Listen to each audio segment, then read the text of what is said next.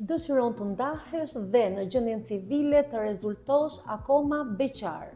Kujdes, dallimi midis zgjidhjes së martesës dhe pavlefshmërisë apo shfuqizimit të saj është thelbësor, si në aspektin ligjor, ashtu edhe në pasojat juridike që sjellin. Më poshtë, po të paraqes një krahasim të qartë. Divorci është përfundimi i një martese të vlefshme, që ka ekzistuar ligjërisht dhe ka prodhuar pasoja. Kur ndodh kjo? Kur bashkëshortët nuk janë më të pajtueshëm, kur ka braktisje, dhunë apo mosmarrëveshje të vazhdueshme në ambientin familjar. 3. Kur njëri nga bashkëshortët kërkon ndarjen dhe në mungesë të marrëveshjes. Martesa ka prodhuar efekte deri në momentin e zgjidhjes dhe respektohen të drejtat që rrjedhin nga martesa, si ushqimi, ndarja e pasurisë, kujdestaria e fëmijëve.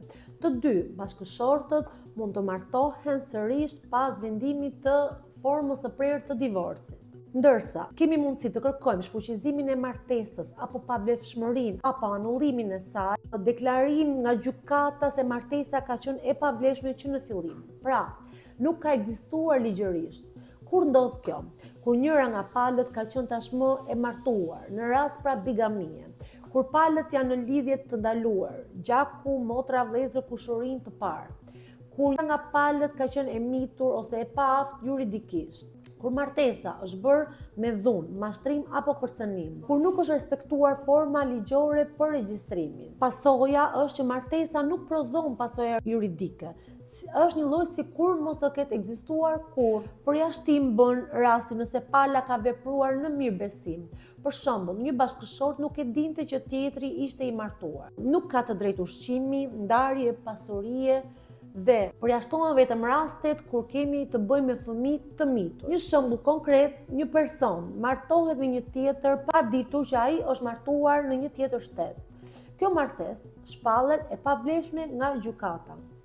Pra, në rastin kur kërkojmë shfuqizim apo anullim të martesës, është i vetmi rast kur në gjendjen civile ju do të rezultoni sërish beqar dhe nuk do ju ngelet shënimi i divorcuar, por do të rezultoni beqar.